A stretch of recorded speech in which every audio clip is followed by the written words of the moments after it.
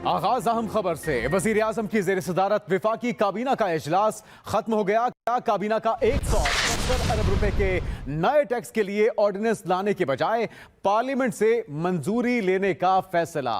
विफाकी काबीना ने finance bill की मंजूरी दे दी। कल कौमी असेंबली और सेनेट के इजलास तलब कर लिए गए, जबकि कौमी असेंबली और सेनेट के इजलास एक एक घंटे के वक्फे से बुलाए जाएंगे। पहले कौमी असेंबली का इजलास होगा, जिसमें टैक्स कवानीन तरमीमी बिल पेश करके फौरी मंजूर कराया जाएगा। फिर कौमी असेंबली इजलास के एक घंटे के बाद सेनेट इजलास में भी टैक्स कवानीन बिल पेश कर दिया जाएगा। विफाकी काबीना ने इक्तिसादी राबता कमेटी के इजलासों में किए गए फैसलों की तौसीक की। काबीना ने लग्जरी आइटम्स पर टैक्स बढ़ाने की मंजूरी भी दे दी।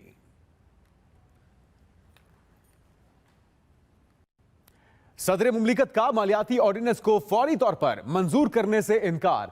मालियाती बिल को कौमी असेंबली से मंजूर कराएं, सदर मुमलिकत का वजीर खजाना को जवाब। जबकि सदर मुमलिकत ने मालियाती ऑर्डिनेंस फौरी तौर पर मंजूर करने से इनकार कर दिया और वजीर खजाना से कहा कि मालियाती बिल को कौमी असेंबली से मंजूर कराएं। पंजाब में आम इंतखाबात कब होंगे, कोई फैसला ना हो सका। इलेक्शन कमीशन वक्त की गवर्नर पंजाब से मुलाकात बेनतीजा रही। गवर्नर पंजाब का अदालती हुक्म की तशरीह के लिए लाहौर हाई कोर्ट से रुजू करने का फैसला। लाहौर हाई कोर्ट से फैसले की तशरीह और वजाहत की इस्तदा की जाएगी। गवर्नर पंजाब बलीगुर रहमान वजीर आजम शहबाज शरीफ से अदालती हुक्म पर अमल दरामद के लिए रहनुमाई के लिए इस्लामाबाद पहुँच गए। इससे पहले गवर्नर पंजाब और इलेक्शन कमीशन हुक्काम में मुलाकात बगैर नतीजा खत्म हुई। गवर्नर पंजाब का अदालती फैसला चैलेंज करने का इंदिया। इलेक्शन कमीशन हुक्काम ने लाहौर हाई कोर्ट के हुक्म की रोशनी में गवर्नर पंजाब बलीगुर रहमान से मुलाकात की। मुलाकात में गवर्नर पंजाब को बताया गया, लाहौर हाई कोर्ट का हुक्म है कि इलेक्शन कमीशन गवर्नर पंजाब से मुशावरत करके इंतखाबात की तारीख का ऐलान करे। जिस पर गवर्नर पंजाब ने कहा, क्योंकि असेंबली मैंने तहलील नहीं की, लिहाजा इंतखाबात की तारीख देना भी मेरी जिम्मेदारी नहीं। इजलास के बाद सेक्रेटरी इलेक्शन कमीशन ने मीडिया को गवर्नर पंजाब से मुलाकात की तफसील से आगाह किया। स्टेटमेंट क्योंकि वेन्यू इनका था, लेकिन वैसे मैं आपको बताता हूँ, उन्होंने कहा कि जी हम अपना लीगल राइट यूज करेंगे। कोर्ट में जा रहे हैं, इंटरप्रिटेशन की जो कोर्ट का जो ऑर्डर है उसके लिए वो कह रहे हैं कि वो अपना राइट इस्तेमाल करेंगे। इजलास में फैसला किया गया, लाहौर हाई कोर्ट के फैसले के कुछ उमूर और गवर्नर के मुशावरती किरदार के कुछ पहलू वजाहत और तशरीह तलब हैं, जिसके लिए कानूनी और आईनी माहिरीन से मुशावरत के बाद अदालत से रुजू किया जाएगा। अदालती अहकामात के बावजूद पंजाब में इलेक्शन की तारीख ना दी गई। इलेक्शन कमीशन और गवर्नर पंजाब के खिलाफ तौहीन अदालत की दरख्वास्त समाअत के लिए मुकर्रर कर दी गई। अदालती अहकामात के बावजूद पंजाब में इलेक्शन की तारीख ना दी गई। इलेक्शन कमीशन और गवर्नर पंजाब के खिलाफ तौहीन अदालत की दरख्वास्त समाअत के लिए मुकर्रर हो चुकी है। अदालती अहकामात के बावजूद पंजाब में इलेक्शन की तारीख नहीं दी गई।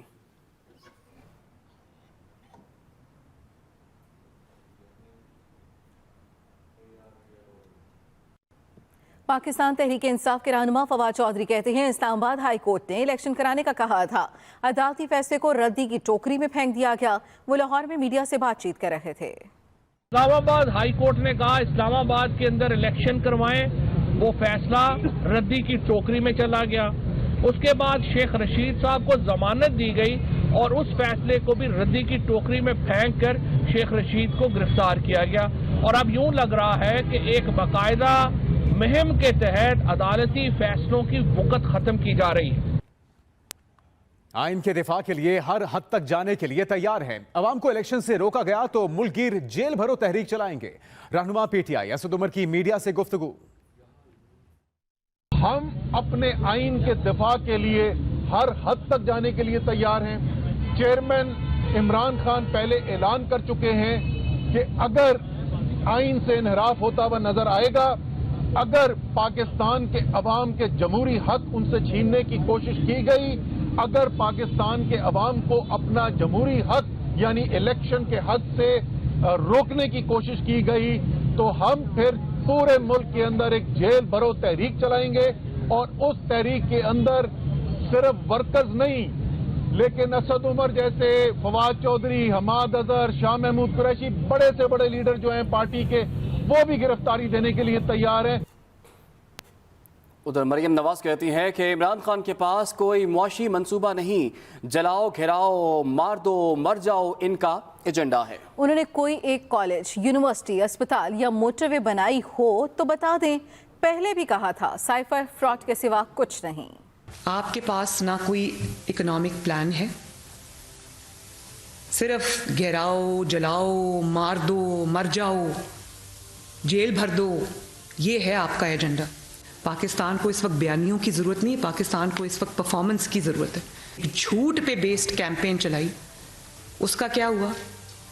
गुलामी नामंजूर के नारे का क्या हुआ? आज कहता है कि अमेरिका ने मेरे खिलाफ साजिश नहीं की, कमर जावेद बाजवा साहब ने मेरे खिलाफ साजिश की। तो ये वही शख्स है जो जब तक हुकूमत में था कहता था कमर जावेद बाजवा से ज़्यादा कोई जमहूरी चीफ अवामी स्टाफ नहीं गुजरा। कमर जावेद बाजवा साहब ने जितनी मेरी हुकूमत की मदद की है किसी ने नहीं की। और ये वही शख्स है ना जो आज कह रहा है कि कमर जावेद बाजवा ने मेरी हुकूमत को घर भेजा। इस घड़ी चोर ने जो लोगों को इल्ज़ाम लगाया, हर वो इल्ज़ाम जो ये मुखालिफिन पे लगाता था वो आज इसके ऊपर खुद साबित हो गया। फितने को पहचानना, उसको बेनकाब करना हमारा कौमी फरीज़ा है। उसको सियासी तौर पे उठा के बाहर फेंकना हमारा कौमी फरीज़ा है।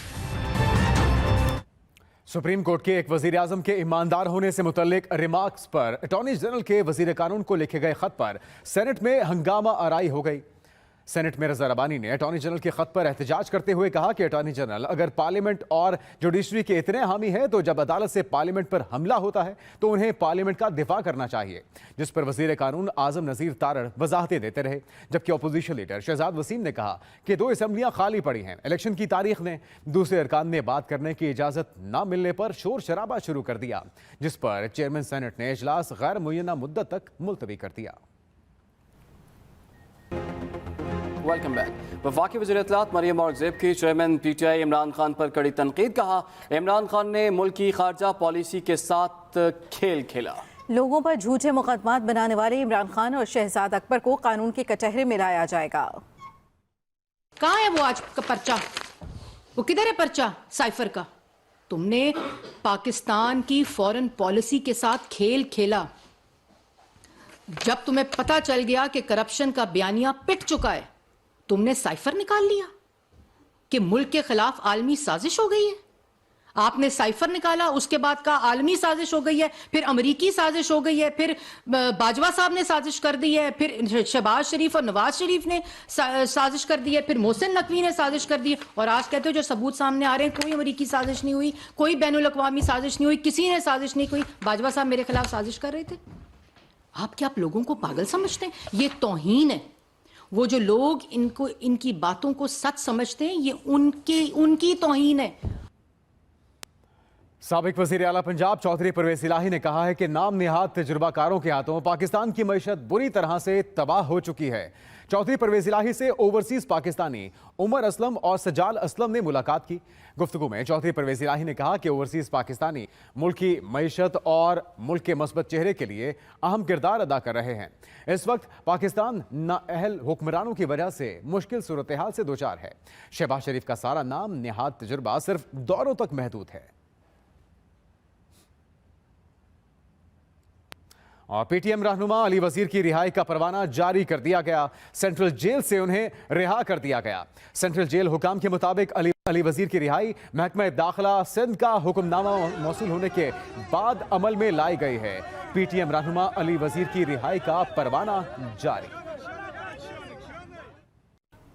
शुमाली बहिरा अरब में जदीद जंगी जहाज़ों और हेलीकॉप्टर्स की घन गरज के साथ बहरी अमन मश्क 2023 इख्तिताम पजीर हो गई। मशकों के दौरान पेशेवराना तरबियत का मुजाहरा किया गया। तफसील बता रहे हैं आफ्ताब खान। पाक बहरिया की 8वीं अमन मश्क में चीन, अमरीका और बरतानिया समेत 50 ममालिक दिफाई साजो सामान, मुबस्सिरीन और मंदूबीन के साथ शरीक हुए। मशकों के आखिरी रोज मेहमान खुसूसी वजीर आजम शहबाज शरीफ ने 2 बहरी जहाजों तैमूर और तुगरल को ईंधन की फराहमी का मुजाहरा देखा। एंटी पायरेसी ऑपरेशन के मुजाहरे के दौरान कमांडोज सी किंग हेलीकॉप्टर से रस्सों के जरिए जहाज पर उतरे और बहरी क़ज़ाक़ों पर काबू पाया।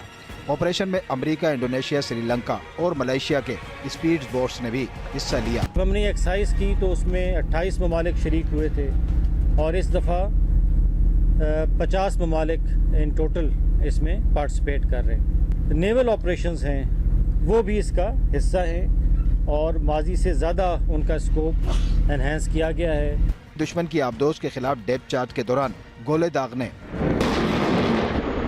और सरफेस फायरिंग का शानदार मुजाहरा पेश किया गया। पाक बहरिया के एल्विट, ज़ोलोनाइनर, सी किंग, ATR जबकि JF-17 थंडर तैयारों का फ्लाई पास्ट हुआ। फ्लीट रिव्यू में शरीक ममालिक के बहरी जहाज सलामी के चबूतरे के सामने से गुजरे। पाक बहरिया की अमन मश्क रिवायती शान और शौकत के साथ इख्तिताम पजीर हो गई।